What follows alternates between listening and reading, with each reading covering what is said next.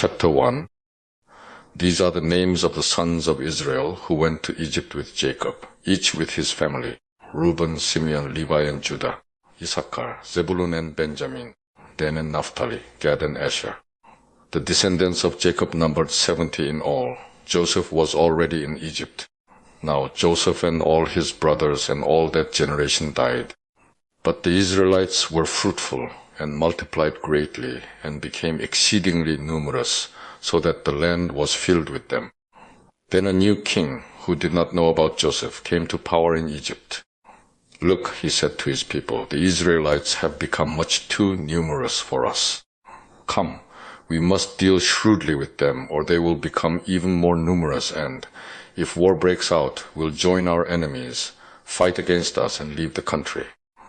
So they put slave masters over them to oppress them with forced labor, and they built Pithom and Ramesses as store cities for Pharaoh. But the more they were oppressed, the more they multiplied and spread. So the Egyptians came to dread the Israelites and walked to them ruthlessly. They made their lives bitter with hard labor in brick and mortar, and with all kinds of work in the fields. In all their hard labor, the Egyptians used them ruthlessly. The king of Egypt said to the Hebrew midwives, whose names were Shiphrah and Puah, "When you help the Hebrew women in childbirth and observe them on the delivery stool, if it is a boy, kill him, but if it is a girl, let her live." The midwives, however, feared God and did not do what the king of Egypt had told them to do. They let the boys live. Then the king of Egypt summoned the midwives and asked them, "Why have you done this? Why have you let the boys live?" The midwives answered Pharaoh, "Hebrew women are not like Egyptian women. They are vigorous and give birth before the midwives arrive." So God was kind to the midwives, and the people increased and became even more numerous. And because the midwives feared God, he gave them families of their own. Then Pharaoh gave this order to all his people: "Every boy that is born you must throw into the Nile, but let every girl live." Chapter 2. Now a man of the house of Levi married a Levite woman, and she became pregnant and gave birth to a son. When she saw that he was a fine child, she hid him for 3 months. But when she could hide him no longer, she got a papyrus basket for him, and coated it with tar and pitch. Then she placed the child in it, and put it among the reeds along the bank of the Nile.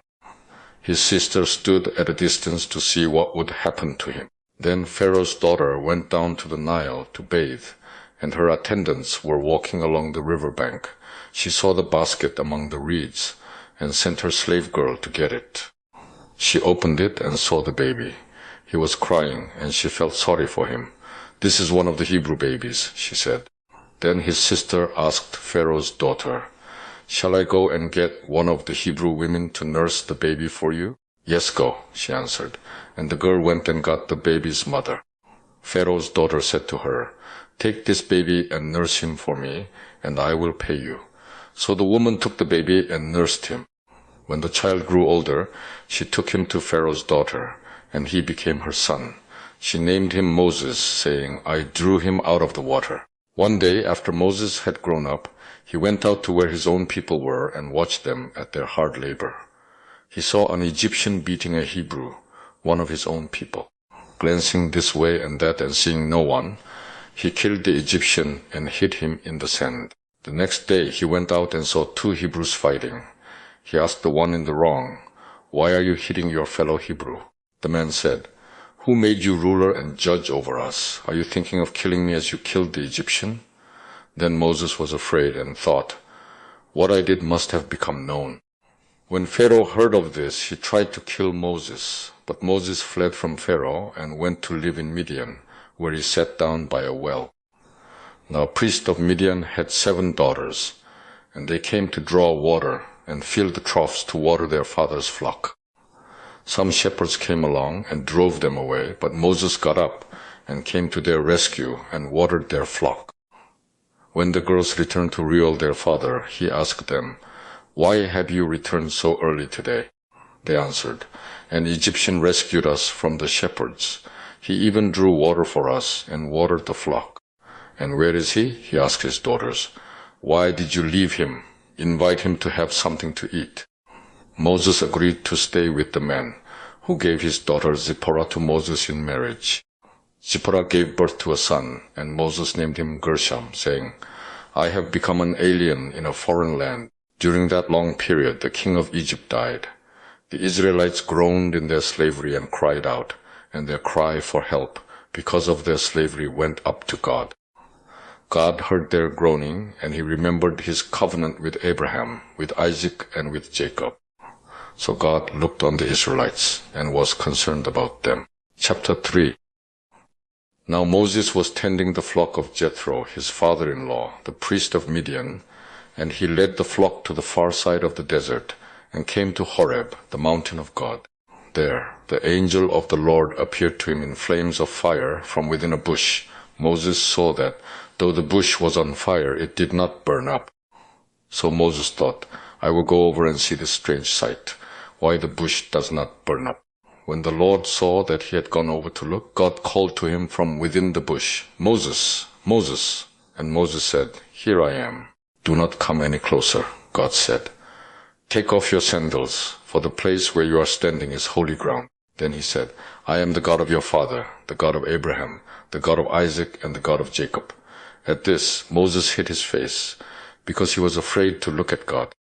The Lord said, I have indeed seen the misery of my people in Egypt. I have heard them crying out because of their slave drivers, and I am concerned about their suffering.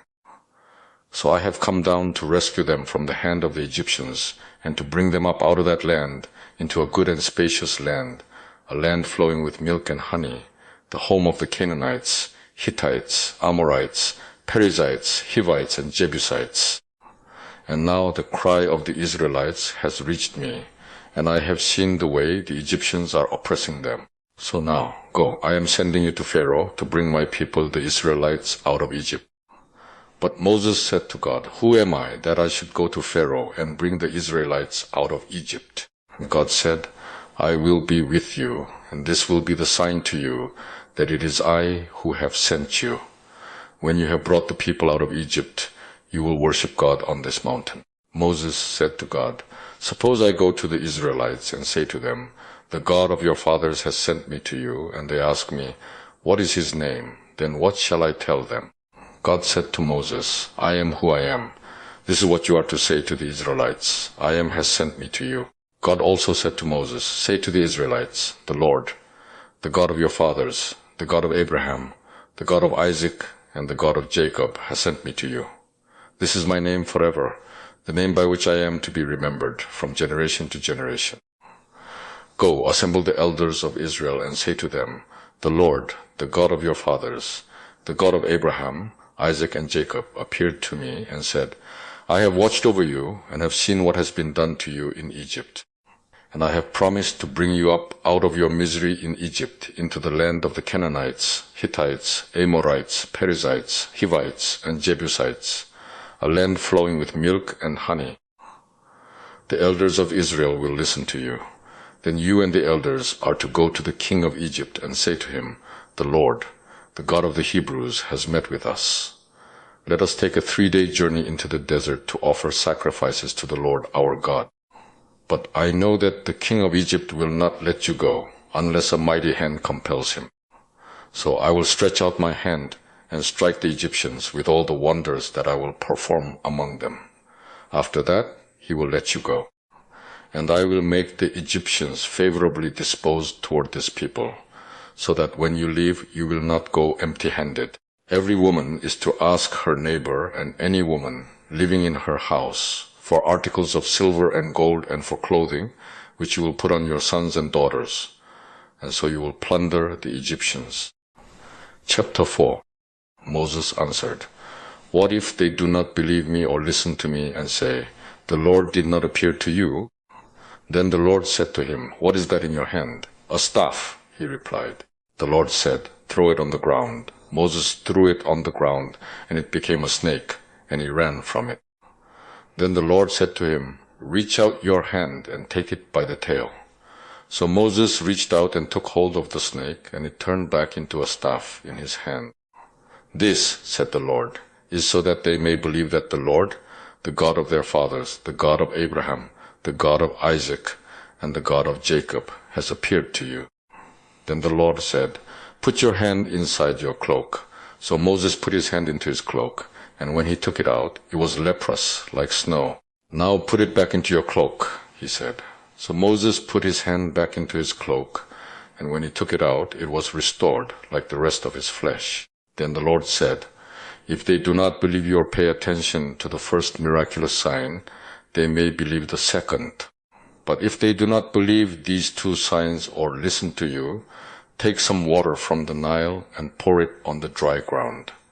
The water you take from the river will become blood on the ground." Moses said to the Lord, "O Lord, I have never been eloquent, neither in the past nor since you have spoken to your servant. I am slow of speech and tongue." The Lord said to him, "Who gave man his mouth? Who makes him deaf or mute? Who gives him sight or makes him blind? Is it not I, the Lord? Now go. I will help you speak and will teach you what to say." But Moses said, "O Lord, please send someone else to do it." Then the Lord's anger burned against Moses, and he said, "What about your brother, Aaron the Levite? I know he can speak well. He is already on his way to meet you, and his heart will be glad when he sees you. You shall speak to him and put words in his mouth. I will help both of you speak and will teach you what to do. He will speak to the people for you, and it will be as if he were your mouth, and as if you were God to him. But take this staff in your hand so you can perform miraculous signs with it." Then Moses went back to Jethro, his father-in-law, and said to him, "Let me go back to my own people in Egypt to see if any of them are still alive." Jethro said, "Go, and I wish you well." Now the Lord had said to Moses in Midian, "Go back to Egypt, for all the men who wanted to kill you are dead." So Moses took his wife and sons, put them on a donkey, and started back to Egypt. And he took the staff of God in his hand. The Lord said to Moses, "When you return to Egypt, see that you perform before Pharaoh all the wonders I have given you the power to do. But I will harden his heart so that he will not let the people go. Then say to Pharaoh, 'This is what the Lord says, Israel is my firstborn son, and I told you, let my son go so he may worship me. But you refused to let him go, so I will kill your firstborn son.' At a lodging place on the way, the Lord met Moses and was about to kill him. But Zipporah took a flint knife, cut off her son's foreskin, and touched Moses' feet with it. 'Surely you are a bridegroom of blood to me,' she said. So the Lord let him alone. At that time she said, 'Bridegroom of blood,' referring to circumcision. The Lord said to Aaron, 'Go into the desert to meet Moses.' So he met Moses at the mountain of God and kissed him. Then Moses told Aaron everything the Lord had sent him to say, and also about all the miraculous signs he had commanded him to perform. Moses and Aaron brought together all the elders of the Israelites, and Aaron told them everything the Lord had said to Moses. He also performed the signs before the people, and they believed. And when they heard that the Lord was concerned about them and had seen their misery, they bowed down and worshipped. Chapter 5. Afterward Moses and Aaron went to Pharaoh and said, "This is what the Lord, the God of Israel, says, 'Let my people go, so that they may hold a festival to me in the desert.'" Pharaoh said, "Who is the Lord, that I should obey him and let Israel go? I do not know the Lord, and I will not let Israel go." Then they said, "The God of the Hebrews has met with us. Now let us take a 3-day journey into the desert to offer sacrifices to the Lord our God, or he may strike us with plagues or with the sword." But the king of Egypt said, "Moses and Aaron, why are you taking the people away from their labor? Get back to your work." Then Pharaoh said, "Look, the people of the land are now numerous, and you are stopping them from working." That same day Pharaoh gave this order to the slave drivers and foremen in charge of the people: "You are no longer to supply the people with straw for making bricks. Let them go and gather their own straw. But require them to make the same number of bricks as before. Don't reduce the quota. They are lazy. That is why they are crying out, 'Let us go and sacrifice to our God.' Make the work harder for the men so that they keep working and pay no attention to lies." Then the slave drivers and the foremen went out and said to the people, "This is what Pharaoh says. I will not give you any more straw. Go and get your own straw wherever you can find it. But your work will not be reduced at all." So the people scattered all over Egypt to gather stubble to use for straw. The slave drivers kept pressing them, saying, "Complete the work required of you for each day, just as when you had straw." The Israelite foremen appointed by Pharaoh's slave drivers were beaten and were asked, "Why didn't you meet your quota of bricks yesterday or today as before?" Then the Israelite foremen went and appealed to Pharaoh, "Why have you treated your servants this way? Your servants are given no straw, yet we are told, 'Make bricks.' Your servants are being beaten, but the fault is with your own people." Pharaoh said, "Lazy, that's what you are, lazy. That is why you keep saying, 'Let us go and sacrifice to the Lord.' Now get to work. You will not be given any straw, yet you must produce your full quota of bricks." The Israelite foremen realized they were in trouble when they were told, "You are not to reduce the number of bricks required of you for each day." When they left Pharaoh, they found Moses and Aaron waiting to meet them. And they said, "May the Lord look upon you and judge you. You have made us a stench to Pharaoh and his officials, and have put a sword in their hand to kill us." Moses returned to the Lord and said, "O Lord, why have you brought trouble upon this people? Is this why you sent me? Ever since I went to Pharaoh to speak in your name, he has brought trouble upon this people, and you have not rescued your people at all." Chapter 6. Then the Lord said to Moses, "Now you will see what I will do to Pharaoh. Because of my mighty hand, he will let them go. Because of my mighty hand, he will drive them out of his country." God also said to Moses, "I am the Lord. I appeared to Abraham, to Isaac, and to Jacob as God Almighty, but by my name the Lord, I did not make myself known to them. I also established my covenant with them to give them the land of Canaan, where they lived as aliens. Moreover, I have heard the groaning of the Israelites, whom the Egyptians are enslaving, and I have remembered my covenant. Therefore say to the Israelites, 'I am the Lord, and I will bring you out from under the yoke of the Egyptians. I will free you from being slaves to them, and I will redeem you with an outstretched arm and with mighty acts of judgment. I will take you as my own people, and I will be your God. Then you will know that I am the Lord your God, who brought you out from under the yoke of the Egyptians. And I will bring you to the land I swore with uplifted hand to give to Abraham, to Isaac, and to Jacob. I will give it to you as a possession. I am the Lord." Moses reported this to the Israelites, but they did not listen to him because of their discouragement and cruel bondage. Then the Lord said to Moses, "Go tell Pharaoh, king of Egypt, to let the Israelites go out of his country." But Moses said to the Lord, "If the Israelites will not listen to me, why would Pharaoh listen to me, since I speak with faltering lips?" Now the Lord spoke to Moses and Aaron about the Israelites and Pharaoh, king of Egypt, and he commanded them to bring the Israelites out of Egypt. These were the heads of their families. The sons of Reuben, the firstborn son of Israel, were Hanok and Palu, Hezron and Carmi. These were the clans of Reuben. The sons of Simeon were Jemuel, Jamin, Ohad, Jachin, Zohar, and Shaul, the son of a Canaanite woman. These were the clans of Simeon. These were the names of the sons of Levi according to their records: Gershon, Kohath, and Merari. Levi lived 137 years. The sons of Gershon by clans were Libni and Shimei. The sons of Kohath were Amram, Izhar. Kohath lived 133 years. The sons of Merari were Mahli and Mushi. These were the clans of Levi according to their records. Amram married his father's sister, Jochebed, who bore him Aaron and Moses. Amram lived 137 years. The sons of Izhar were Korah, Nepheg, and Zikri. The sons of Uzziel were Misael, Elzaphan, and Sitri. Aaron married Elisheba, daughter of Aminadab and sister of Nahshon, and she bore him Nadab and Abihu, Eleazar, and Ithamar. The sons of Korah were Asir, Elkanah, and Ebiasaph. These were the Korahite clans. Eleazar, son of Aaron, married one of the daughters of Puchiel, and she bore him Phinehas. These were the heads of the Levite families, clan by clan. It was this same Aaron and Moses to whom the Lord said, "Bring the Israelites out of Egypt by their divisions." They were the ones who spoke to Pharaoh, king of Egypt, about bringing the Israelites out of Egypt. It was the same Moses and Aaron. Now when the Lord spoke to Moses in Egypt, he said to him, "I am the Lord.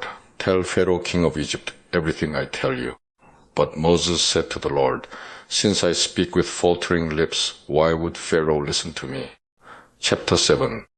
Then the Lord said to Moses, "See, I have made you like God to Pharaoh, and your brother Aaron will be your prophet.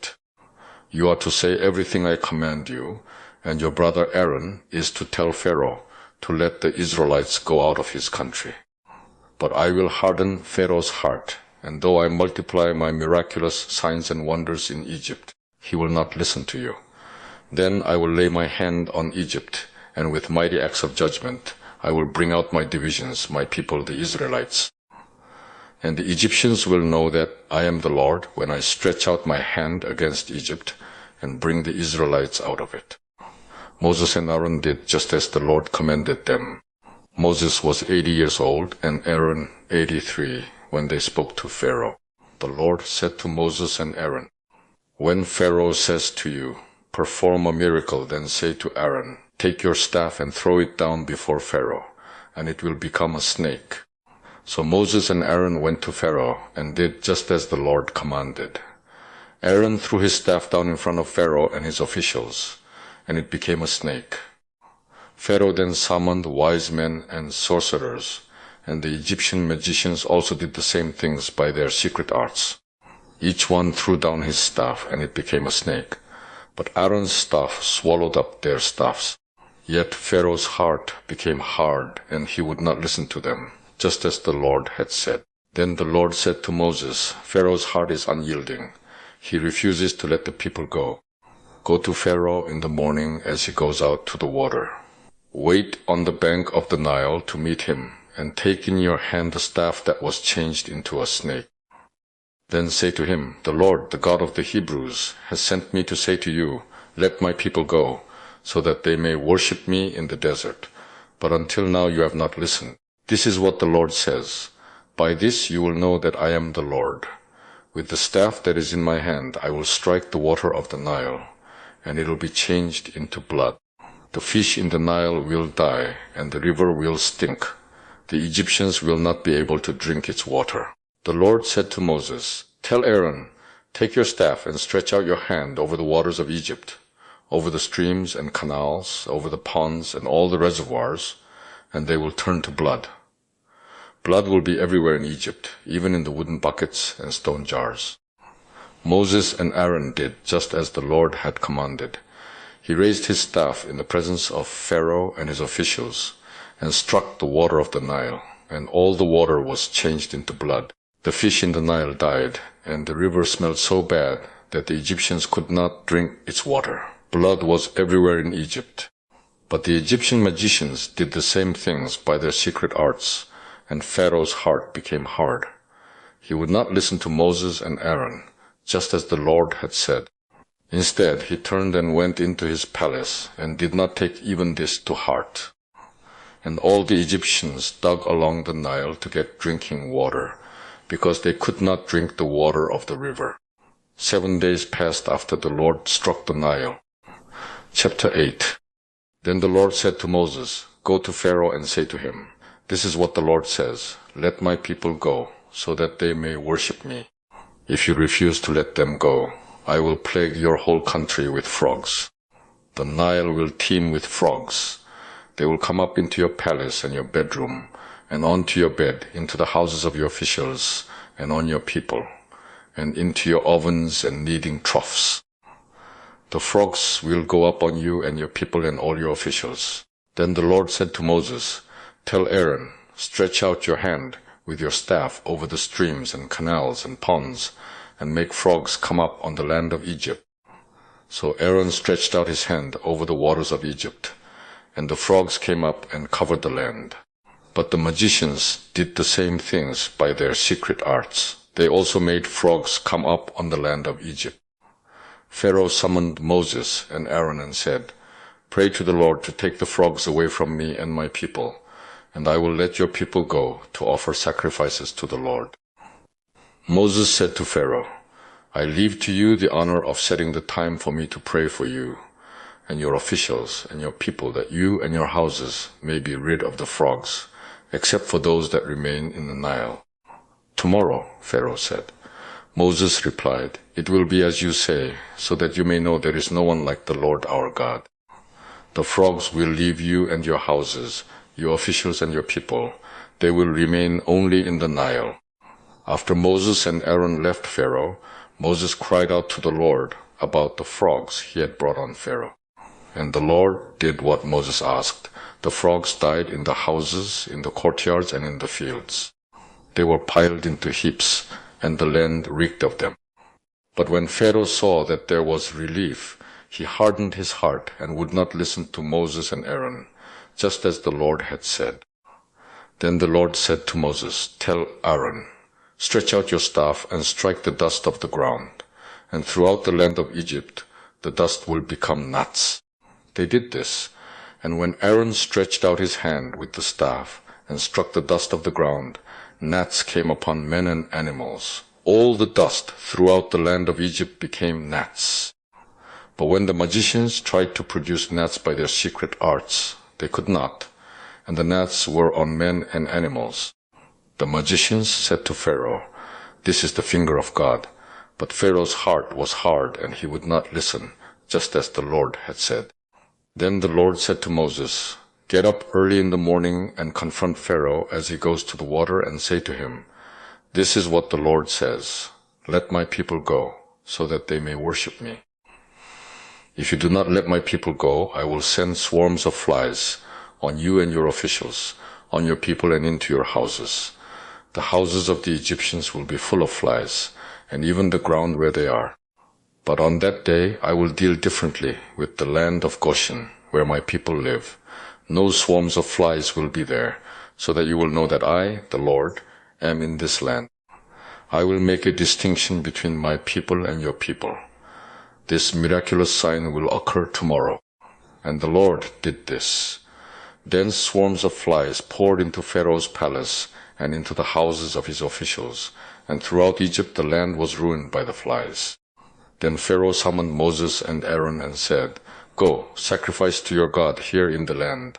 But Moses said, "That would not be right. The sacrifices we offer the Lord our God would be detestable to the Egyptians. And if we offer sacrifices that are detestable in their eyes, will they not stone us? We must take a 3-day journey into the desert to offer sacrifices to the Lord our God, as he commands us." Pharaoh said, "I will let you go to offer sacrifices to the Lord your God in the desert, but you must not go very far. Now pray for me." Moses answered, "As soon as I leave you, I will pray to the Lord, and tomorrow the flies will leave Pharaoh and his officials and his people. Only be sure that Pharaoh does not act deceitfully again by not letting the people go to offer sacrifices to the Lord." Then Moses left Pharaoh and prayed to the Lord. And the Lord did what Moses asked. The flies left Pharaoh and his officials and his people. Not a fly remained. But this time also, Pharaoh hardened his heart and would not let the people go. Chapter 9. Then the Lord said to Moses, "Go to Pharaoh and say to him, 'This is what the Lord, the God of the Hebrews, says, let my people go so that they may worship me. If you refuse to let them go and continue to hold them back, the hand of the Lord will bring a terrible plague on your livestock in the field, on your horses and donkeys and camels, and on your cattle and sheep and goats. But the Lord will make a distinction between the livestock of Israel and that of Egypt, so that no animal belonging to the Israelites will die.' The Lord set a time and said, 'Tomorrow the Lord will do this in the land.' And the next day the Lord did it. All the livestock of the Egyptians died, but not one animal belonging to the Israelites died. Pharaoh sent men to investigate and found that not even one of the animals of the Israelites had died. Yet his heart was unyielding, and he would not let the people go. Then the Lord said to Moses and Aaron, "Take handfuls of soot from a furnace, and have Moses toss it into the air in the presence of Pharaoh. It will become fine dust over the whole land of Egypt, and festering boils will break out on men and animals throughout the land. So they took soot from a furnace and stood before Pharaoh. Moses tossed it into the air, and festering boils broke out on men and animals. The magicians could not stand before Moses because of the boils that were on them and on all the Egyptians. But the Lord hardened Pharaoh's heart, and he would not listen to Moses and Aaron, just as the Lord had said to Moses. Then the Lord said to Moses, "Get up early in the morning, confront Pharaoh and say to him, 'This is what the Lord, the God of the Hebrews, says. Let my people go, so that they may worship me. Or this time I will send the full force of my plagues against you and against your officials and your people, so you may know that there is no one like me in all the earth. For by now I could have stretched out my hand and struck you and your people with a plague that would have wiped you off the earth. But I have raised you up for this very purpose, that I might show you my power, and that my name might be proclaimed in all the earth. You still set yourself against my people and will not let them go. Therefore, at this time tomorrow, I will send the worst hailstorm that has ever fallen on Egypt, from the day it was founded till now. Give an order now to bring your livestock and everything you have in the field to a place of shelter, because the hail will fall on every man and animal that has not been brought in and is still out in the field, and they will die." Those officials of Pharaoh who feared the word of the Lord hurried to bring their slaves and their livestock inside. But those who ignored the word of the Lord left their slaves and livestock in the field. Then the Lord said to Moses, "Stretch out your hand toward the sky so that hail will fall all over Egypt, on men and animals and on everything growing in the fields of Egypt." When Moses stretched out his staff toward the sky, the Lord sent thunder and hail, and lightning flashed down to the ground. So the Lord rained hail on the land of Egypt. Hail fell and lightning flashed back and forth. It was the worst storm in all the land of Egypt since it had become a nation. Throughout Egypt hail struck everything in the fields, both men and animals. It beat down everything growing in the fields and stripped every tree. The only place it did not hail was the land of Goshen, where the Israelites were. Then Pharaoh summoned Moses and Aaron. "This time I have sinned," he said to them. "The Lord is in the right, and I and my people are in the wrong. Pray to the Lord, for we have had enough thunder and hail. I will let you go. You don't have to stay any longer." Moses replied, "When I have gone out of the city, I will spread out my hands in prayer to the Lord. The thunder will stop, and there will be no more hail, so you may know that the earth is the Lord's. But I know that you and your officials still do not fear the Lord God." The flax and barley were destroyed, since the barley had headed and the flax was in bloom. The wheat and spelt, however, were not destroyed, because they ripened later. Then Moses left Pharaoh and went out of the city. He spread out his hands toward the Lord. The thunder and hail stopped, and the rain no longer poured down on the land. When Pharaoh saw that the rain and hail and thunder had stopped, he sinned again. He and his officials hardened their hearts. So Pharaoh's heart was hard, and he would not let the Israelites go, just as the Lord had said through Moses. Chapter 10.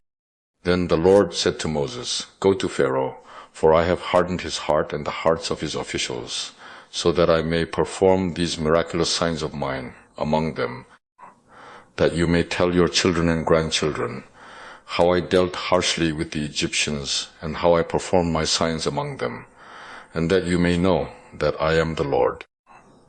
So Moses and Aaron went to Pharaoh and said to him, "This is what the Lord, the God of the Hebrews, says.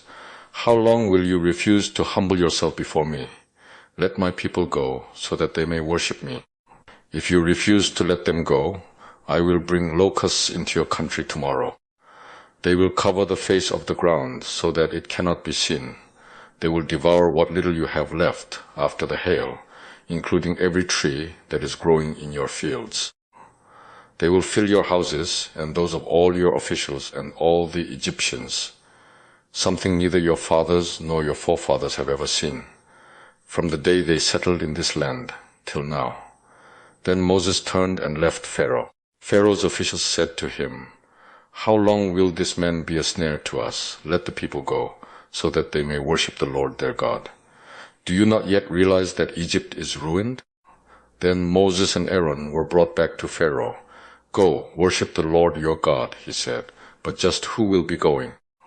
Moses answered, "We will go with our young and old, with our sons and daughters, and with our flocks and herds, because we are to celebrate a festival to the Lord." Pharaoh said, "The Lord be with you if I let you go, along with your women and children. Clearly you are bent on evil." "No, have only the men go, and worship the Lord, since that's what you have been asking for." Then Moses and Aaron were driven out of Pharaoh's presence. And the Lord said to Moses, "Stretch out your hand over Egypt, so that locusts will swarm over the land and devour everything growing in the fields, everything left by the hail." So Moses stretched out his staff over Egypt, and the Lord made an east wind blow across the land all that day and all that night. By morning the wind had brought the locusts. They invaded all Egypt and settled down in every area of the country in great numbers. Never before had there been such a plague of locusts, nor will there ever be again. They covered all the ground until it was black. They devoured all that was left after the hail, everything growing in the fields and the fruit on the trees. Nothing green remained on tree or plant in all the land of Egypt. Pharaoh quickly summoned Moses and Aaron and said, "I have sinned against the Lord your God and against you. Now forgive my sin once more, and pray to the Lord your God to take this deadly plague away from me." Moses then left Pharaoh and prayed to the Lord. And the Lord changed the wind to a very strong west wind, which caught up the locusts and carried them into the Red Sea. Not a locust was left anywhere in Egypt. But the Lord hardened Pharaoh's heart, and he would not let the Israelites go. Then the Lord said to Moses, "Stretch out your hand toward the sky, so that darkness will spread over Egypt, darkness that can be felt." So Moses stretched out his hand toward the sky, and total darkness covered all Egypt for 3 days. No one could see anyone else or leave his place for 3 days, yet all the Israelites had light in the places where they lived. Then Pharaoh summoned Moses and said, "Go, worship the Lord. Even your women and children may go with you, only leave your flocks and herds behind." But Moses said, "You must allow us to have sacrifices and burnt offerings to present to the Lord our God. Our livestock too must go with us. Not a hoof is to be left behind. We have to use some of them in worshiping the Lord our God. And until we get there, we will not know what we are to use to worship the Lord." But the Lord hardened Pharaoh's heart, and he was not willing to let them go. Pharaoh said to Moses, "Get out of my sight. Make sure you do not appear before me again. The day you see my face, you will die." "Just as you say," Moses replied, "I will never appear before you again."